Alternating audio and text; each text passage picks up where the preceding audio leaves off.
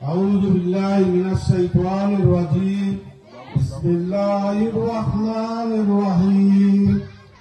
সম্মানিত উপস্থিতি, আজ বাংলাদেশ জাতীয়তাবাদী দল বিএনপি তৃণমূলের সুসংগঠিত করা ও কেন্দ্র ঘোষিত ৩১ দফা বাস্তবায়নের লক্ষ্যে জননেতা জনাব তারেক রহমানের নির্দেশে আজকে উঠান বৈঠকের সম্মানিত সভাপতি সাহেব, আজকে উঠান বৈঠকের প্রধান আকর্ষণ রামগতি এবং কমলনগরের নন্দিত নেতা আলহাজ আশরাফ উদ্দিন নিজাম সাহেব, উপস্থিত আছেন মঞ্চে আলেকজান্ডার পৌরসভার সম্মানিত সদস্যবৃন্দ, ৩ নং চর ৪ নং আলেকজান্ডার ইউনিয়নের সম্মানিত সদস্যবৃন্দ, মহিলা সদস্যবৃন্দ, মহিলা বিএনপি সমর্থকবৃন্দ।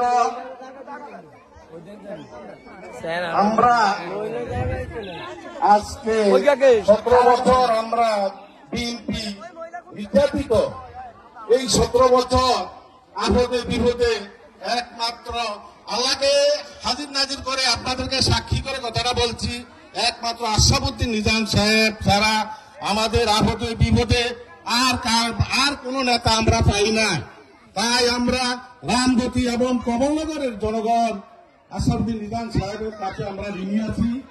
ইনশাআল্লাহ আমরা আগামী নির্বাচনে এই ঋণ ইনশাআল্লাহ